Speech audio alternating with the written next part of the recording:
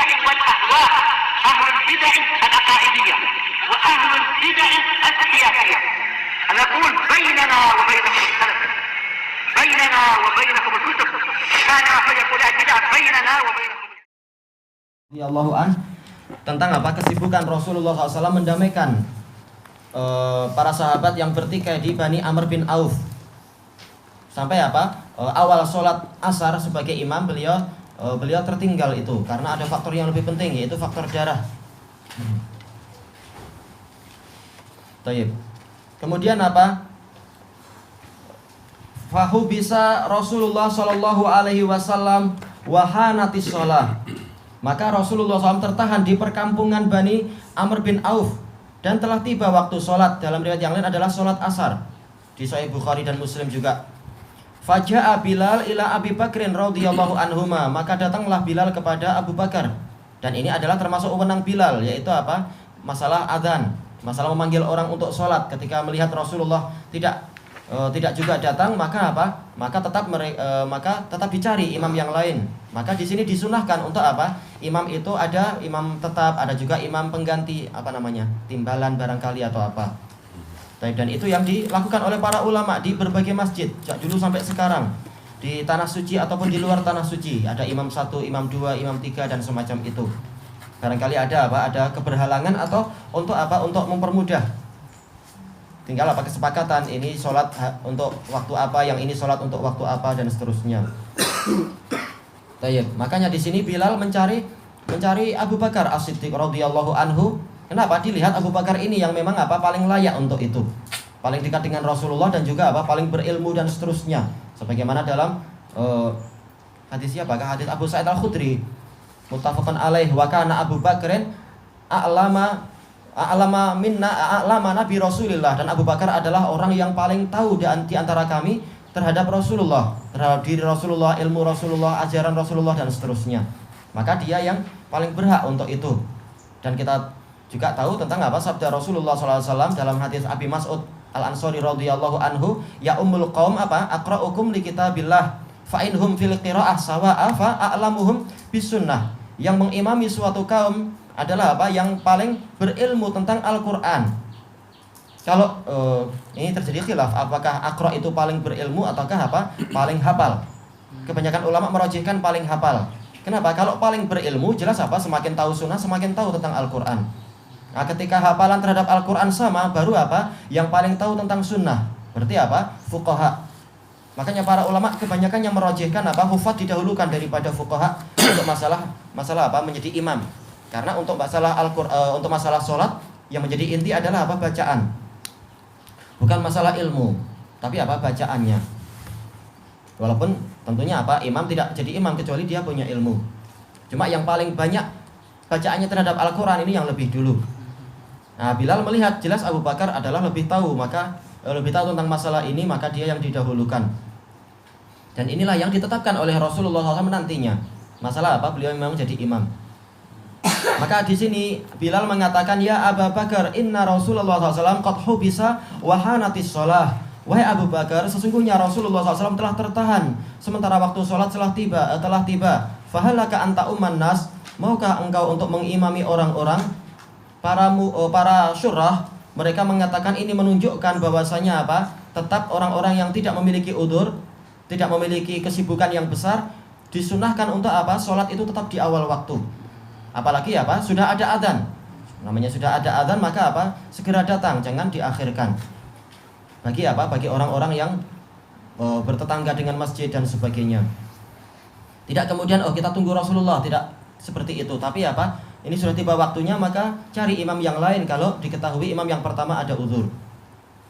Agar tetap mendapatkan pahala terbaik, yaitu sholat di awal waktu. Fahallaka anta umman nas, maukah engkau untuk mengimami orang-orang? Qala na'am in syi'. Abu Bakar mengatakan, iya kalau engkau mau. Dan ini menunjukkan fikihnya Abu Bakar, tidak kemudian malulah saya dan sebagainya. Kenapa? Ini hak Allah, harus segera Allah Ta'ala sudah memanggil, maka harus segera ditunaikan walaupun tidak sampai wajib untuk awal waktu. Tapi jelas didahulukan daripada diakhirkan. Fa'aqama Bilalunis sholah, maka Bilal pun mengiqamatkan sholat. Para syurah mengatakan Apa itu? Al-muadzin huwal muqim. Yang muadzin maka dia itu yang iqamat. Sebagaimana dia azan maka dia pula yang iqamat. Dan ini dalilnya banyak tentang masalah ini. Walaupun sebagian ulama mengatakan yang berhak kepada iqamat adalah siapa? Imam, tapi hadisnya dhaif. Yang berhak kepada iqamat ya muadzinnya. Baik. Wa taqaddama Abu Bakar, dan Abu Bakar pun maju ke depan. Ini ma'ruf untuk apa? Untuk syariat sholat yang pria, yaitu apa? Untuk yang laki-laki maka imamnya itu di depan. Untuk wanita maka kebanyakan ulama adalah apa? Wanita itu imamnya itu sejajar dengan shaf pertama. Karena inti dari wanita adalah sitar, yaitu apa? Tasatur, menutup diri. Bukan apa istilahnya al-buruz, sengaja menampilkan diri, apalagi naik panggung, apalagi teriak-teriak itu rock and roll. Ini jauh sekali dari ajaran Rasulullah. Bahkan sholat pun mereka tidak maju ke depan imamnya. Walaupun sebagian ulama merajihkan tetap di depan dan seterusnya. Baik. Fakabbara wa kabbaron nas. Maka Abu Bakar takbir dan orang pun takbir. Ini isyarat apa? Bahwasanya imam dulu takbir. Makmum sunnahnya adalah apa? Yaitu muwalah, mengikuti dengan cepat. Adapun kalau muwafaqah ini makruh. Muwafaqah yaitu betul-betul sama persis dengan imam waktunya. Tapi tunggu. Setelah Rasulullah takbir baru para sahabat takbir. Setelah Abu Bakar takbir maka para makmum juga takbir. Tidak bersamaan. Walaupun kalau bersamaan maka ini adalah sah. Tapi makruh. Itu namanya muwafaqah. Yang disunahkan adalah muwalah, yaitu muwalah dan mutaba'ah. Ikut tapi segera. Tayyib, waja'a Rasulullah sallallahu alaihi wasallam yamshi fis sufuf.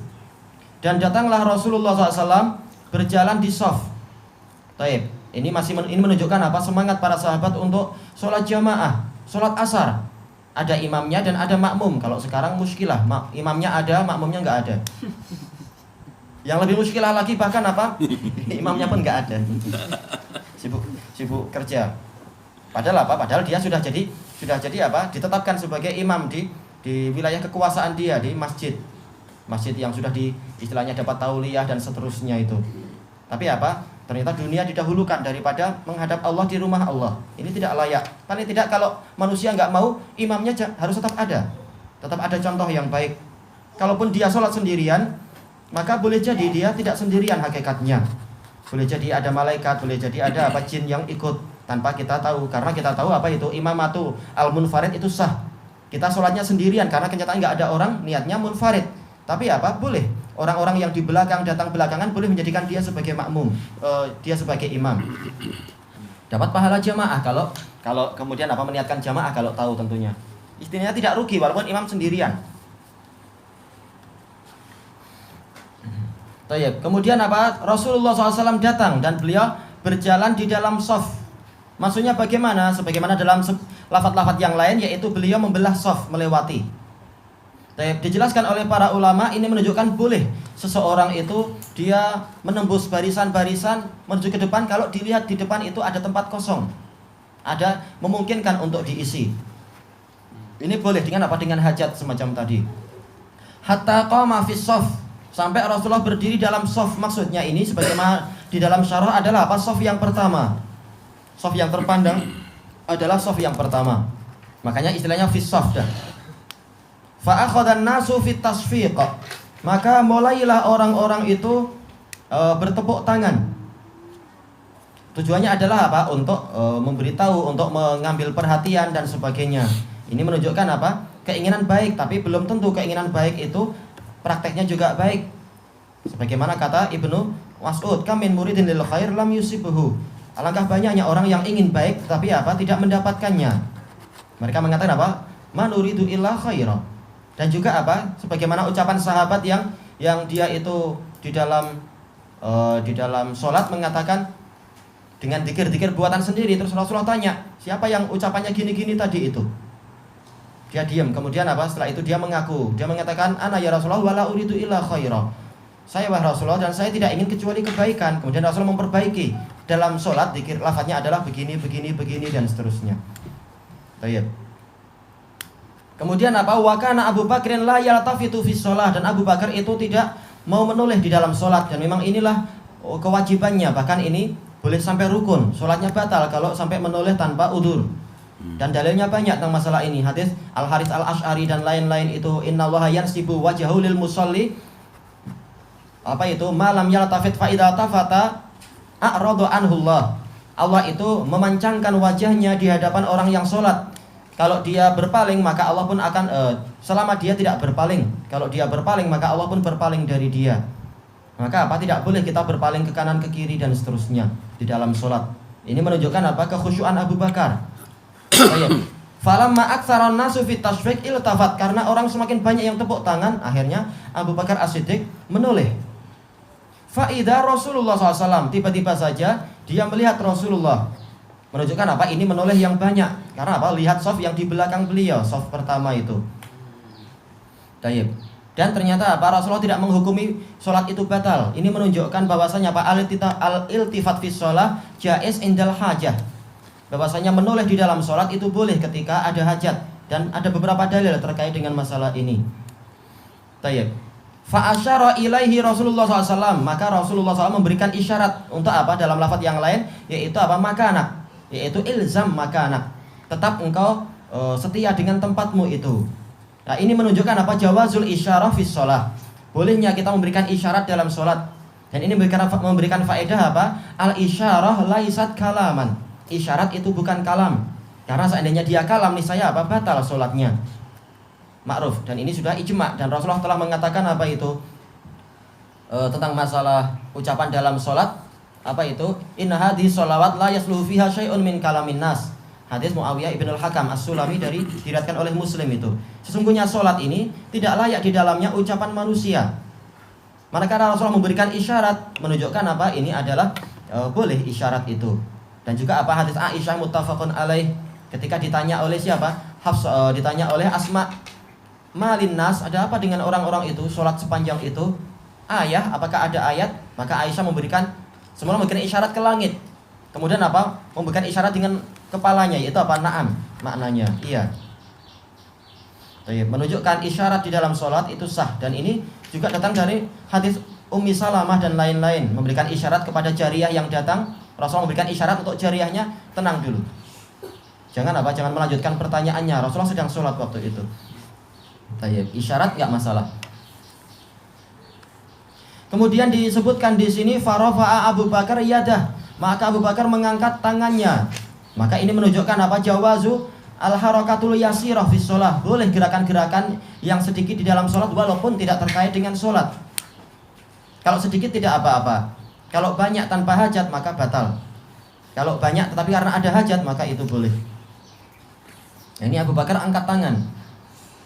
Padahal ini kalau dihitung-hitung berapa ini? Kalau Syafi'iyah mengatakan kalau sampai 3 ini batal. Padahal jelas apa? Tangan ke atas ini 1, tangan turun ke bawah 2, itu baru tangan kanan. Gimana tangan kiri? Menunjukkan apa? Bilangan 3 itu tidak ada dalilnya. Tapi apa? Selama kebiasaan mengatakan ini sedikit aja, angkat tangan selesai. Itu gerakan masih sedikit. Sama saja 3 atau 4 dan seterusnya. Selama dia masih sedikit dan tidak terkait dengan apa, keperluan. Kemudian apa? Fahamidallah, lalu beliau memuji Allah. Nah, berarti apa? Ini pendapat jumhur ulama dan itu yang betul, bahwasanya zikrullah di dalam sholat itu tidak batal. Bahkan ini masuk dalam keumuman hadis Muawiyah bin Hakam tadi, inna hadhihi sholawat la yasluhu fiha syai'un min kalamin nas wa innama apa itu at-tasbih wa takbir wa dzikrullahi azza wajal, atau wa qiraatul Quran. Sholat itu tidak layak di dalamnya ucapan orang, tapi dia adalah apa? Tasbih, tahmid, takbir, dan qiraatul Quran, atau lafaz yang lain adalah zikrullah. Jadi kalau selama dia berupa zikir maka ini boleh. Kenapa Muawiyah bin Hakam waktu itu mengatakan yarhamukallah? Dijelaskan oleh Al-Qurtubi karena apa? Orang tersebut yang bersin mengucapkan alhamdulillah. Makanya jumhur ulama mengatakan yang rajih adalah boleh ketika kita bersin di dalam sholat kita mengucapkan alhamdulillah, karena ini bukan kalamin nas, ini zikir, zikrullah. Bukan kita sedang mengajak bicara seseorang. Maka ini boleh, dan dia masuk dalam keumuman hadis masalah apa? Disyariatkannya melakukan tahmid di dalam bersin. Dan ini bukan kalamun nas memang. Makanya Rasulullah menyalahkan dengan halus Muawiyah dan tidak menyalahkan sahabat yang tadi. Kemudian yang berikutnya, Waraja al-qahqara waraah, dan dia pun mundur ke belakang. Hatta qama fis shaf, sampai beliau berdiri di shaf. Shaf yang mana ini? Jelas yang paling dekat, shaf yang pertama. Dan ini kembali kepada faedah yang tadi, yaitu apa? Jawazul harakah al-yasirah, boleh gerakan yang sedikit atau apa? Kasirah, tetapi apa? Lihajah, karena hajat. Yaitu apa? Imam asli telah datang, saya tidak ingin membelakangi dia. Nah, mundur ke belakang, dan ini boleh jadi perlu apa? Beberapa langkah, lebih dari 3 gerakan sampai ke shaf pertama. Nah, kemudian apa?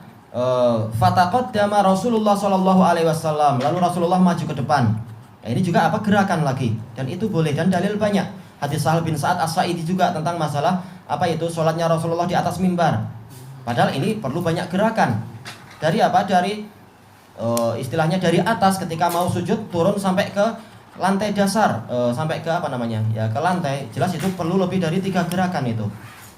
Karena tangganya sendiri ada 3 undak-undakannya itu.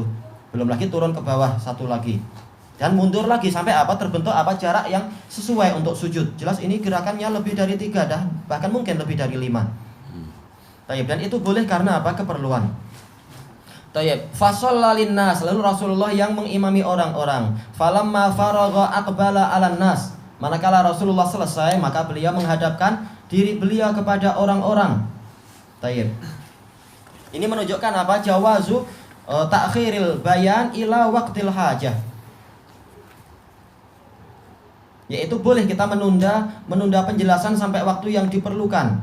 Kalau masih di dalam sholat belum diperlukan, tapi setelah nanti sholat sudah waktunya. Karena apa? Namanya orang sedang sholat, jelas konsentrasi, malah dia nggak perlu pada yang lain-lain, dia perlu untuk menjaga kekhusyuan. Tapi habis sholat, sekarang perkara yang tadi dia sekeliru atau dia belum jelas, sekarang saatnya untuk ditunda, saatnya untuk dijelaskan. Ini menunjukkan apa? Bolehnya untuk apa? Menunda sebagian dari amar ma'ruf nahi mungkar karena suatu perkara yang mengharuskan, seperti dalam sholat tadi. Kenapa nggak langsung memperbaiki mereka? Nah, masih dalam sholat, tunggu dulu. Karena keadaan mengharuskan untuk apa? Jangan langsung sekarang, tapi tunda sampai apa? Selesai salam. Nah, kemudian Rasulullah menghadapkan wajahnya ke orang-orang, dan ini dalilnya banyak sekali. Hadis Samurah bin Jundub, dan juga hadis Abu Hurairah, hadis Ibni Abbas, dan lain-lain. Masalah apa? Disunahkan selesai sholat kita menghadapkan wajah kita ke para makmum, dan tidak berlama-lama untuk apa? Membelakangi mereka. Sama saja untuk zikir ataupun untuk melihat situasi, ataukah untuk memberikan nasihat-nasihat. Tayyib, faqal ya ayyuhan nas malakum hina nabakum syai'un minas fis shalah akhadtum fit tasfiq. Wahai orang-orang, ada apa dengan kalian ini? Ketika kalian mengalami sesuatu di dalam sholat, kalian mulai bertepuk tangan. Perlu nggak sebagian orang mengatakan, wahai Rasulullah, saya nggak berbuat itu? Nggak perlu. Karena apa? Ini walaupun Rasulullah kalimatnya umum, tapi jelas yang dimaksudkan adalah apa? Orang-orang yang berbuat itu. Baik, kemudian mana tadi? Kalian mulai bertepuk tangan. Innamat tasfiqu lin nisa, hanyalah tepuk tangan itu untuk wanita. Ini menunjukkan apa? Bahwasanya kekhususan celaan dan larangan, larangan dan celaan itu dikhususkan hanya untuk laki-laki, yang wanita tidak. Kenapa? Karena hukum asal dari tepuk tangan untuk muslimin adalah makruh dan bahkan sampai tingkat haram. Wa makana sholatahum indal baiti illa muka'aw wa tasdiyah fadhuqul adzab. Tidaklah sholat mereka di sisi Baitullah itu kecuali apa? Bersiul-siul dan tepuk tangan, maka rasakanlah siksaan. Menunjukkan ini adalah tercela, dan kebanyakan ulama mengatakan haram, dan itu betul. Karena tasyabuh dan ancaman dan sebagainya. Dan juga apa? Dalil-dalil yang lain yang menunjukkan bahwasanya apa? Ini adalah tidak diperbolehkan. Tapi kemudian apa? Dalil yang ini, hadis ini dan juga hadis yang lain menunjukkan bahwasanya larangan tadi khusus untuk laki-laki, wanita dibolehkan. Tayyib. Ini menunjukkan bahwasanya apa? Kebanyakan benarnya ucapan Ibnu Qudamah dan lain-lain di dalam kitab beliau kitab usul fikihnya itu Raudhatun Nadhir, bahwasanya kebanyakan dalil-dalil umum itu telah dikhususkan. Dan tidaklah pengkhususan dalil umum itu membatalkan sisa-sisa penunjukan dari dalil itu. Bukan berarti kalau dalilnya umum kemudian dikhususkan, akhirnya dalilnya jadi kayak mansukh, nggak boleh lagi digunakan. Ini bantahan kepada sebagian orang yang salah dalam memahami ini, dan ini kaitannya dengan masalah masalah manhaj. Ketika mengatakan ada beberapa dalil yang menunjukkan orang yang bersama orang jahat itu tidak selalu dia jahat. Padahal Rasulullah telah mengingatkan ar-rajulu ala dini khalilih, dan dalil banyak sekali. Dia mengatakan, oh ini enggak sesuai dengan itlaqnya. Buktinya apa? Buktinya adalah Asyah binti Muzahim, istri dari Fir'aun. Dia kumpulnya dengan orang paling jahat, tapi dia tidak jahat tuh. Juga apa menyebutkan dalil-dalil yang lain. Kita katakan kamu bukan Asyah. Memanglah. Dan juga apa? Dijelaskan oleh para ulama ahlu usul bahwasanya kalaupun dalil umum tadi sudah dikhususkan, dia berlaku hanya yang dikhususkan saja, yaitu yang boleh keluar dari keumuman tadi. Nah, engkau tidak masuk dalam kekhususan, maka apa? Maka jangan mau keluar. Jangan mau keluar dari syariat. Berarti apa? Yang tidak terkena dalil khusus, maka dia masih terkena dalil yang umum tadi. Dan ini adalah kesepakatan para sahabat, kata Imam Ibnul Qayyim juga di dalam Mukhtasar As-Sawa'iqul Mursalah, bahwasanya dalil umum kalaupun dia mengalami pengkhususan, tetap dia itu yabqa dalilan, tetap tersisa sebagai dalil terhadap perkara-perkara yang masih masuk dalam sisa keumuman tadi. Yang keluar dari dalil tadi hanya yang dikhususkan dengan dalil-dalil yang mengkhususkan. Jangan kita ikut-ikutan ingin keluar dari syariat tadi dengan alasan syariat ini sudah dibatasi. Ya, batasi untuk orang tertentu, engkau tidak masuk di situ. Dan seterusnya. Makanya manakala wanita itu dibolehkan untuk tepuk tangan, jangan laki-laki mengatakan, "Oh, ini dalilnya sudah mansuh, kami boleh."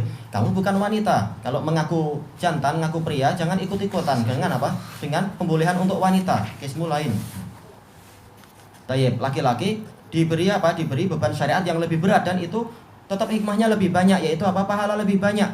Itu dalam hadis yang lain, hadis Abi Hurairah, Rasulullah bersabda at-tasfiq lin nisa wa tasbih lirijal. Tepuk tangan itu untuk wanita, sementara laki-laki adalah tasbih.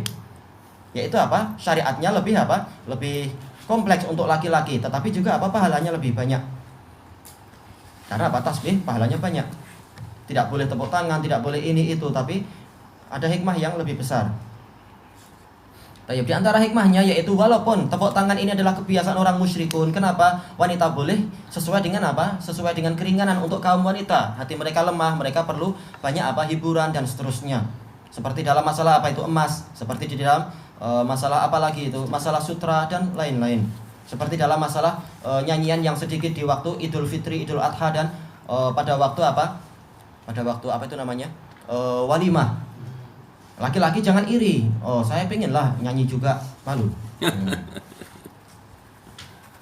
Makanya para salaf mengatakan laki-laki yang bernyanyi di zaman salaf istilahnya adalah mukhannas, yaitu bondan. Nah, sekarang mereka bangga jadi penyanyi, naudzubillah.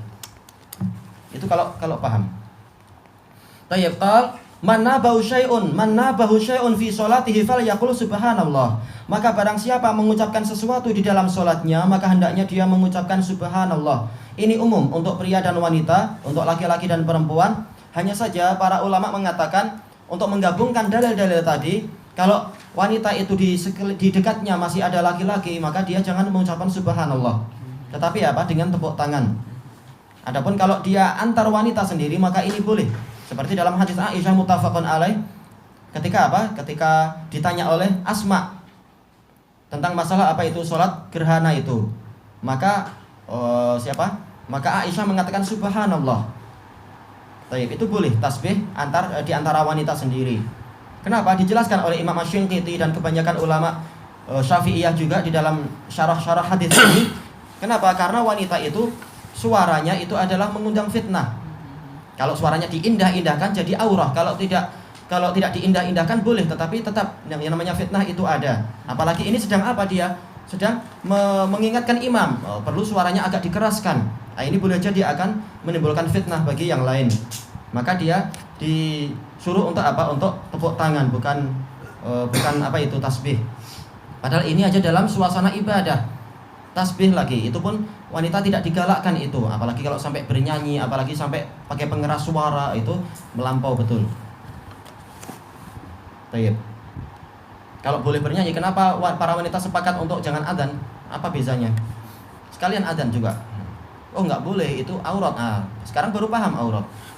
Kemarin-kemarin nyanyi terus. Nah, ini tidak layak kalau mereka paham kesetimbangan di dalam agama, di dalam hukum. Baik, kemudian apa? Fa innahu la yasma'uhu ahadun hina yaqulu subhanallah illa tafat. Karena sungguhnya tidak ada seorang pun yang mendengar, seorang pun ini maksudnya adalah urida bil khusus, maksudnya adalah imam. Siapapun imam tadi maksudnya. Ketika yang lain mengucapkan subhanallah, maka kecuali dia itu menoleh. Ini adalah apa? Khobar yuridu bihi insya. Bentuknya khobar, tapi yang dimaksudkan adalah apa? Adalah perintah. Yaitu apa? Kalau makmum sudah mengucapkan subhanallah, maka hendaknya imamnya itu menoleh. Tentunya ini adalah apa? Bukan selalu harus menoleh. Yang penting dia paham ada kesalahan apa. Tidak selalu harus menoleh. Ketika baca ayat salah, makmum bilang subhanallah, noleh ke belakang. Apa sih? Ya jadi sholat nanti. Yang penting paham, oh salah apa kira-kira. Kalau perlu menoleh, baru kita menoleh. Tayyib. Ada beberapa perkara yang lain ana terlupakan. Baik. Kemudian ya Abu Bakar ma mana'aka an tusalliya bin nas hina asyartu ilaik. Wahai Abu Bakar, apa yang menghalangimu untuk engkau itu tetap di situ, tetap di tempatmu, untuk engkau tetap mengimami orang-orang ketika aku mengisyaratkan kepadamu? Baik, sekarang apa? Tanya kepada Abu Bakar. Pertanyaan tapi justru untuk apa? Untuk menaikkan kemuliaan Abu Bakar. Qal makana yanbaghi li ibni Abi Quhafa an yusalliya baina yaday Rasulullah SAW. Tidak layak bagi anak Abu Quhafa untuk sholat di hadapan Rasulullah SAW. Ini adalah adab dan ketawaduan beliau. Dan juga apa? Ini adalah betul-betul apa? Menghilangkan persangkaan sebagian orang yang sampai sekarang orang Syiah masih juga berburuk sangka Abu Bakar ingin menguasai kekuasaan. Abu Bakar dan Umar adalah apa? Adalah sonamai Quraisy, dua patung Quraisy. Naudzubillah. Mereka adalah jibat wa taghut, mereka yang merebut kekuasaan. Naudzubillah. Abu Bakar dalam masalah sholat pun beliau tidak mau itu. Kecuali kalau betul-betul keadaan sudah apa? Mengharuskan, karena tadi Rasulullah pas tidak ada, ketika tidak ada, atau Rasulullah sedang sakit keras yang betul-betul Rasulullah tidak mampu untuk apa? Untuk jadi imam. Kalau masih mampu keluar walaupun duduk, Abu Bakar cuma apa? Jadi penyampai. Ini adalah betul-betul apa? Kehati-hatian Abu Bakar untuk menutup pintu-pintu persangkaan yang jelek. Dan juga kehati-hatian anaknya yaitu Aisyah. Kenapa Aisyah tidak ingin ayahnya untuk maju ke depan? Kenapa? Beliau khawatir nanti orang-orang buruk sangka. Sebagaimana disebutkan dalam hadis itu. Yatasya'am, orang-orang akan apa? Memandang sebagai suatu kesialan. Maka nyuruh yang lain.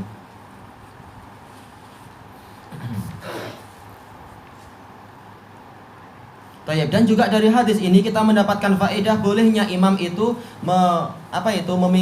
memilih imam yang lain. Buktinya apa? Rasulullah kasih isyarat menunjukkan apa? Kalau imam yang pertama itu menyuruh untuk seseorang yang lain maju, maka boleh dia itu maju ke depan dengan apa? Pilihan dari imam, dengan keridhaan dari imam. Adapun kalau tanpa keridhaan dari imam, maka ini adalah tidak boleh. Rasulullah bersabda dalam hadis tadi juga, hadis Abi Mas'ud itu, wala ya ummanna rajulun fi fi sultani ghairihi illa bi'idnih. Tidak boleh seseorang mengimami di wilayah kekuasaan orang lain kecuali dengan izinnya. Nah, manakala sang imam pertama sudah mengizinkan, boleh dia melanjutkan. Ini semua adalah bagian dari adab-adab dan untuk menutup pintu-pintu apa? Pintu fitnah di antara kaum muslimin, masalah politik. Karena apa? Hatta dalam masalah imam jadi masjid yang kecil pun betul-betul jadi apa? Jadi fitnah di mana-mana. Bahkan Syekhul Islam sudah menyebutkan itu. Banyak terjadi fitnah antar imam di masjid-masjid sekedar apa? Jadi imam. Sama saja ada gaji ataupun tidak ada gaji, ini adalah suatu kebanggaan. Alhamdulillah. Baik, ilahuna wallahu a'lam. Ini perbuatan Nabi Abu Bakar nih, jadi kalau imam pertama sekiranya imam kedua kalau ditengok imam pertama boleh dibunuh. Seperti mana perbuatannya? Masalah boleh, tetapi apa? Jelas kalau untuk selain Rasulullah dan Abu Bakar tidak perlu melakukan itu. Kenapa? Insya Allah kalau sudah dilantik secara resmi ada imam satu, imam dua, imam satu berhalangan, dia nggak akan hasad pada imam kedua. Kenapa tadi kamu nggak mundur sih? Aku sudah ada, nggak ada gitu-gitu insya Allah. Tak perlu. Wallahu a'lam. Ya, ini yang seru para Abu Bakar ini macam mana? Disebutkan di dalam syarahnya, iya, Taib. Sebutkan di dalam syarahnya syarahnya siapa itu Ibnu Hajar kalau tidak salah, yaitu maksudnya adalah Abu Bakar mengangkat tangan dan memuji Allah. Kenapa? Atas karunia yang Allah Ta'ala berikan kepada beliau. Atas apa? Isyarat Rasulullah untuk tetap di situ. Walaupun orang-orang kasih isyarat ada Rasulullah tuh. Jelas apa? Abu Bakar memilih ke belakang walaupun Rasulullah mengizinkan. Tapi beliau memuji Allah Ta'ala atas karunia tadi. Diizinkan oleh Rasulullah untuk jadi imam. Jadi Rasulullah posisinya memang kat belakang Abu Bakar ke? Iya, dia sebutkan di dalam syarahnya, maksudnya adalah betul-betul di shaf pertama. Makanya sebagian ulama, anak sengaja tidak menyebutkan, sebagian ulama mengatakan di antara syarah hadis ini adalah sebenarnya Rasulullah SAW ingin ingin melanjutkan jadi imam. Walaupun cuma kita nggak tahu untuk niat-niat semacam itu. Kenapa? Buktinya apa? Untuk hadis yang lain, yaitu hadis Mughirah bin Syu'bah muttafaqun alaih tentang kisah perang Tabuk itu, Rasulullah tertinggal juga, dan yang jadi imam siapa waktu itu? Abdurrahman bin Auf. Rasulullah tidak kemudian maju ke depan ke shaf pertama untuk kemudian ngasih isyarat. Bahkan Rasulullah kemudian memuji Abdurrahman bin Auf dan memuji para sahabat, seperti inilah yang harus dilakukan. Yaitu tetap sholat di awal waktu walaupun imamnya tidak ada, cari imam yang lain. Tapi kenapa yang tadi Rasulullah tidak maju ke depan tapi cukup sampai di shaf yang dimudahkan, tapi sekarang shaf sampai terdepan? Sebagian ulama mengatakan itu kali ini Rasulullah ingin tetap maju ke depan untuk jadi imam. Dan itu adalah boleh, itu haknya, hak Rasulullah. Selama belum resmi, karena waktu itu belum ada kan istilahnya peresmian siapa nanti imam kedua, yaitu Abu Bakar, waktu itu belum ada. Hanya saja faedah yang terakhir tadi, semuanya masih mungkin, istilahnya bukan sesuatu yang pasti. Wallahu a'lam. Mereka tidak boleh langsung untuk menjawab bersin itu, tak bisa mutlak. Menjawab yang mana? Yang yarhamukallah. Iya, mutlak nggak boleh karena Rasulullah melarang. Tapi alhamdulillah Ucapan manusia, iya. Yang bersin itu boleh. Ya, karena kita sekarang mengajak dia bicara, istilahnya kan, semoga Allah merahmatimu. Ini ucapan manusia. Istilah menyahut tak boleh lah. Nah, kalau yang alhamdulillah itu memuji Allah, bukan ucapan manusia, istilahnya zikir. Wallahu a'lam. Jadi bertepuk tangan macam ni. Nah, itu dibahas oleh para ulama untuk kaum wanita maksudnya ya. Baik. Sebagian mengatakan yaitu ada 4 cara, yaitu belakang dengan belakang agar tidak sama dengan orang musyrikun. Yang lain mengatakan yaitu apa yang namanya, perut telapak tangan dengan satu jari aja. Yang lain mengatakan yang ketiga mengatakan Anda lupa, itu istilahnya tepuk tangan. Ya boleh jadi istilahnya banyak cara sih sebenarnya. Kalau tidak salah mereka mengatakan yang satu dengan telapak tangan, yang satu dengan belakangnya. Yang penting jangan sama dengan orang musyrikun. Yang keempat nggak apa-apa, karena ini kalimatnya mutlak, Rasulullah tasfik. Sementara asal dari tasfik adalah pertemuan 2 telapak tangan, nggak masalah. Karena ada hajat yang perlu, yaitu sholat. Yang betul adalah yang terakhir, yaitu terserah apa yang disukai. Yang penting istilahnya tepuk tangan. Berdehem boleh. Masalah bolehnya boleh, dia tidak membatalkan sholat asalkan tidak sampai membentuk huruf menurut kebanyakan ulama, dan asalkan tidak membentuk semacam istilahnya semacam main-main, laib, itu boleh. Yang penting tapi bukan untuk ngasih isyarat ke imam. Nanti imam nggak paham apa yang diinginkan sekarang tuh. Nanti imam pahamnya, oh ini yang minta hutang udah datang. Kalau kita berdehem tu untuk isyarat ke seseorang, anak dia ke, boleh seperti itu. Masalah bolehnya boleh. Ada dalil yang mengatakan nggak boleh tapi hatinya dhaif. Karena dia bukan kalam. Kata Syekh Muhammad bin Nizam, dia bukan kalam. Itu bukan kalam. Ini selagi selain berkalam semua dibuat. Kenapa? Selain berkalam. Iya, ketika ada keperluan. Kalau nggak ada keperluan, asal dari sholat adalah syughul, kesibukan untuk sholat. Bismillahirrahmanirrahim. Qala